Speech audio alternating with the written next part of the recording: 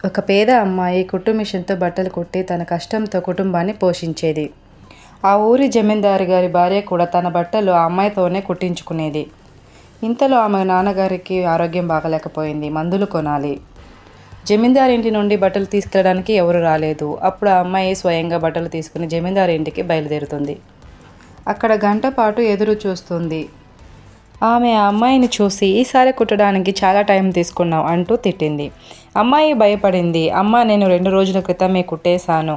మీ ఇంటి పని మనిషి వస్తుంది అనుకున్నా. అందుకే ఇంతవరకు నేను ఇవ్వలేదు అంది. జమీందారి భార్య కొంచెం కోపంగా ఉన్నా బట్టలు చూసి ప్రశాంతంగా బాగానే కుట్టావు అని బట్టలు వేసి చూసుకుంటూ అంది.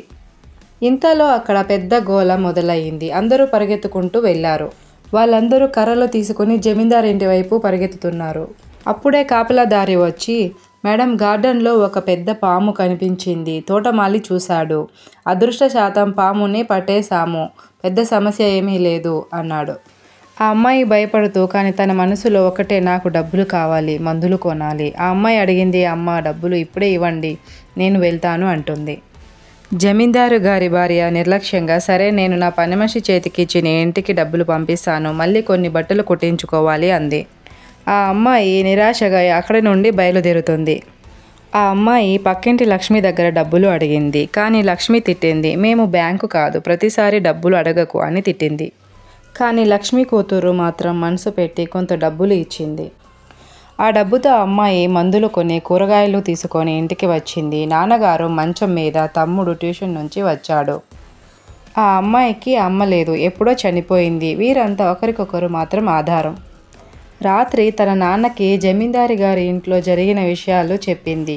అప్పుడు నాన్నగారు గంభీరంగా, పాప, ఇలాంటివి వదిలిపెట్టవు, ఒకరోజు తప్పకుండా తిరిగి వస్తాయి అన్నారు. ఆ అమ్మాయి నవ్వేసింది. నాన్న, ఇవన్నీ పాత కబుర్లు, నిజం కాదు. కానీ నాన్న ముఖం చూసి ఆలోచనలో పడింది ఆ అమ్మాయి. తరువాత రాత్రి ఒక వ్యక్తి వారింటి తలుపు తట్టాడు. నేను గాయపడి ఉన్నాను, ఒక రాత్రి ఆశ్రయం కావాలి అన్నాడు. తలుపు తీసి చూడగా చాలా అందమైన యువకుడు, పచ్చని కళ్ళు, తెల్లటి రంగు, కానీ గాయంతో నిండి ఉన్న శరీరం. ఆ అమ్మాయి భయపడ్డా కానీ లోపలికి పిలిచింది. పాత బట్టలు చించి గాయాలకి కట్టు కట్టింది. అతనికి అన్నం పెట్టింది. అతను అన్నాడు, ఎవరైనా నన్ను చంపాలని చూస్తే వారిని ఊరికే నేను వదలను అంటాడు. ఆ అమ్మాయి మనసులో అనుమానాలు మొదలయ్యాయి. ఇతను ఎవరు, ఏం జరుగుంటుంది? ఆ అమ్మాయి ఆలోచించడం మొదలుపెట్టింది. మరుసటి రోజు అతను కనిపించలేదు. కానీ ఇంటి ముందు పాములు వెళ్ళినట్టు ముద్రలు కనిపించాయి. నాన్నగారు భయపడుతూ, ఇది సాధారణమైన పాము జాడలు కాదు అన్నారు. క్రమంగా ఊరిలో వార్తలు వచ్చాయి. ఊరిలో ఒక ఇచ్చాదారి నాగు కనిపించాడని అందరూ మాట్లాడుకుంటున్నారు. నాన్నగారు గతాన్ని తలుచుకొని భయపడ్డారు. ఆయన ఒకప్పుడు పాములు పట్టేవాడు. 20 ఏళ్ల క్రితం ఊరిలో ఒక నాగిని చంపేశారు. అప్పటి నుండి ఈ శాపం అని ఈ విషయాన్ని ఆ అమ్మాయికి చెప్పారు. ఆ అందమైన యువకుడు, అదే నాగు, తన నాగిని కోల్పోయి ప్రతీకారం కోసం తిరిగి వచ్చాడు. ఆ అమ్మాయి అతనిపై మనసు పడింది. అతనికి నువ్వంటే ఇష్టం అని చెప్పింది. కానీ అతను నేను నాగుని అనే నిజాన్ని ఆ అమ్మాయికి చెప్పాడు. మీ నాన్నగారు ఒకప్పుడు నా ప్రాణం కాపాడారు. నేను వెళ్తున్నాను, కానీ మీ కుటుంబానికి ఒక వరం వదిలి వెళ్తున్నాను. అతను వదిలింది ఒక ప్రకాశించే రత్నం, నాగమణి. ఆ రత్నం వల్ల వారి జీవితం మారిపోయింది. నగరానికి వెళ్ళి పెద్ద బుటిక్ ప్రారంభించారు. వాళ్ళ తమ్ముడు మంచి స్కూల్లో చేరాడు.